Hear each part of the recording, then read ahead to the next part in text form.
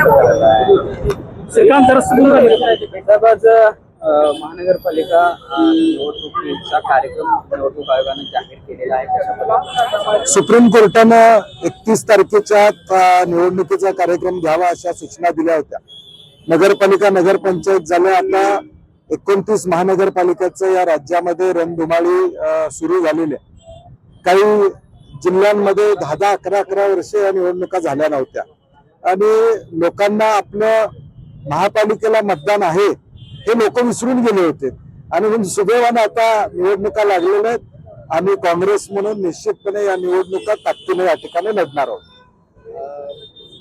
आपण नगरपंचायत निवडणुकीत जर बघितलं तर 3 ते 4 दिवसांचाच अवधी उमेदवारांना प्रचारासाठी मिळालेला होता. मात्र या सगळ्या महानगरपालिका निवडणुकीमध्ये जवळपास 10 ते 12 दिवस मिळत आहेत प्रचाराला. कसं बघताय?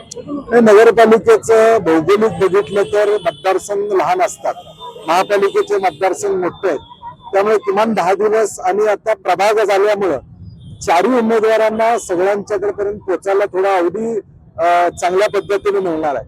परंतु मुळात आज जी मतदार यादी आलेली आहे ती व्यवस्थित आहे का हे बघणं अत्यंत महत्वाचं असणार आहे.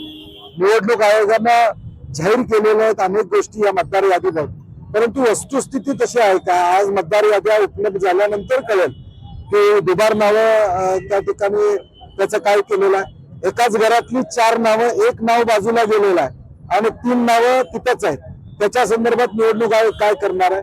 आणि म्हणून आमच्या सर्व महाविकास आघाडीतल्या पक्षांना माझी विनंती आहे राज्यातल्या की या मतदार यादीवर ताबडतोब 2-3 दिवसामध्ये अभ्यास करून आपल्या काही हरकती असतील तर ताबडतोब द्यावेत अशी आमची अपेक्षा असते. महानगरपालिकेमध्ये ठाकरे बंधू एकतर काँग्रेसला तयारीत आहेत, त्याच्या पद्धतीने बाजूला ठेवून असं म्हणता येणार नाही. मुंबई काँग्रेसनं विचार-विनय करून निर्णय घेतलेला आहे की स्वतंत्र त्या ठिकाणी लढण्यासंदर्भातला, आणि मग तिथली स्थानिक परिस्थिती, कारण की काँग्रेसचं तिथं स्वतःची अशी ताकद मुंबईमध्ये निश्चितपणे आहे आणि म्हणून त्यांनी स्वतंत्रपणे काँग्रेसला बाजूला केलं असं म्हणता येणार नाही. काही ठिकाणी आघाडी होणार आहे, काही ठिकाणी होणार नाही, हे होणारच आहे महाविकास आघाडीमध्ये, परंतु मॅक्झिमम ठिकाणी महाराष्ट्रामध्ये आपल्याला आघाडी झालेली दिसून येईल.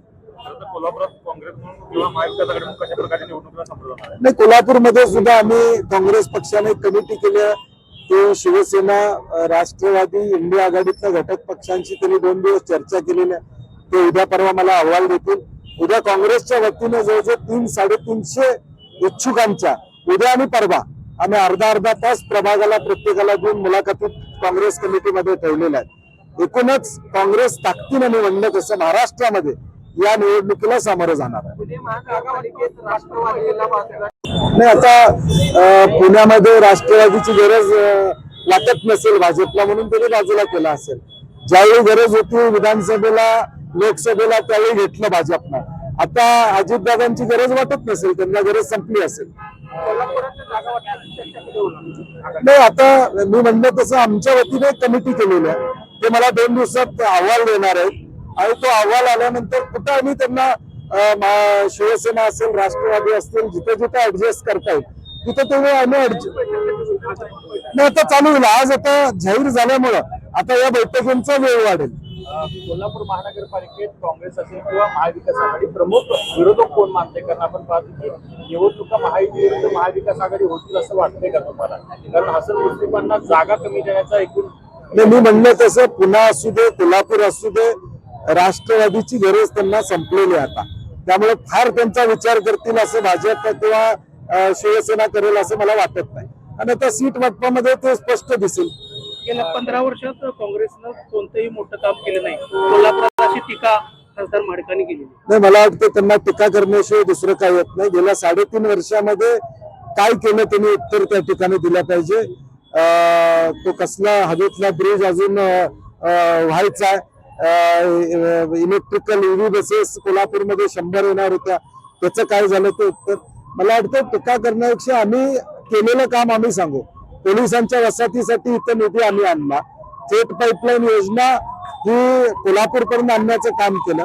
परंतु गेल्या 3.5 वर्षामध्ये या कोल्हापूर शहरामध्ये महायुतीच्या सरकारनं नेमकं काय केलं? 100 कोटीचे रस्ते आले, परंतु त्या रस्त्याचा दर्जा तुम्ही सगळ्यांनी बघितलेला आहे.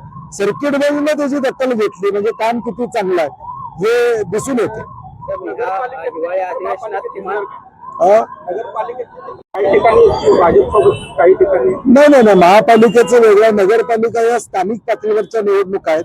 त्यामुळे काही ठिकाणी वेगवेगळे पक्ष एकत्र आले असले तरी महापालिका कोल्हापूर असू दे, पुणे असू दे, सांगलीमध्ये जयंत पाटील साहेब, विश्वजित कदम, विशाल पाटील एकत्रितपणे लढणार म्हणून जाहीर केलेलं आहे. आणि म्हणून महाविकास आघाडी हे प्रबळपणे सगळीकडे आपल्याला दिसेल. किमान ह्या हिवाळी अधिवेशनात तरी राज्याला विरोधी पक्ष नेता मिळेल अशी अपेक्षा होती, मात्र तसं काही झालेलं दिसलं नाही. नाही, संविधानावर विश्वास सरकारचा नाही आहे, लोकशाहीवर विश्वास त्या ठिकाणी नाही आहे. एवढं मोठं बहुमत असताना विरोधी पक्ष नेता पद विधानसभा आणि विधान परिषद देण्यामध्ये काय अडचण येते असं मला वाटत नाही. परंतु लोकशाहीवरचा विश्वासच विद्यमान सरकारचा नाही आहे हे वास्तव समोर येते. तर पृथ्वीराज बाबांनी एक गीत केलेलं होतं काही दिवसामध्ये देशाचा पंतप्रधान हा मराठी माणूस असेल.